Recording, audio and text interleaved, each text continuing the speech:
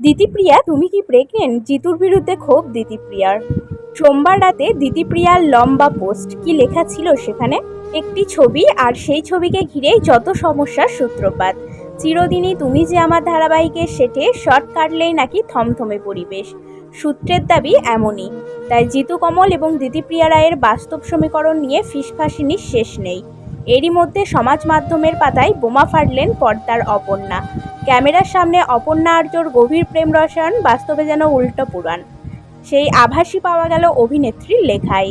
অভিনেত্রী জানান, অভিনয় করার পারিশ্রমিক আমি পাই, কাজ করে বাড়ি আসি, কিন্তু বেশ কিছুদিন ধরে যা শুরু হয়েছে, আমার মা পরিবারকে টেনে এনে নানা ধরনের নেতিবাচক মন্তব্য করা হচ্ছে, এটা আমি সহ্য করব না। আমি পর্যন্ত ঠিক ছিল, কিন্তু আমার মাকে নিয়ে কি সমস্যা? আমার একটি ছবি নিয়ে সমস্যা ছিল, আপত্তি জানিয়েছি। আমরা মেয়ে বলে কি সব সহ্য করতে হবে? ছোটবেলা থেকে এখনো পর্যন্ত দিতিপ্রিয়ার সঙ্গে শুটিংয়ে থাকে তার মা, কিন্তু সেটে অভিনেত্রীর মায়ের আশা নিয়েও নাকি সমস্যা তৈরি হয়েছে অভিনেতার, এমনই শুনিয়েছেন নায়িকা।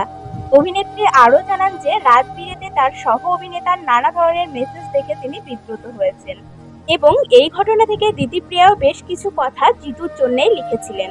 এই প্রসঙ্গে অভিনেত্রী বলেন, আমার পরিবার আমায় শেখায়নি কারো নাম নিয়ে উক্তি করার। পড়াশোনা করে বড় হয়েছি, এই কাদা ছোড়াছুড়ি করব বলে নয়। আমি না আছি কোনো প্রেমে, না আছি কোনো ঝামেলায়।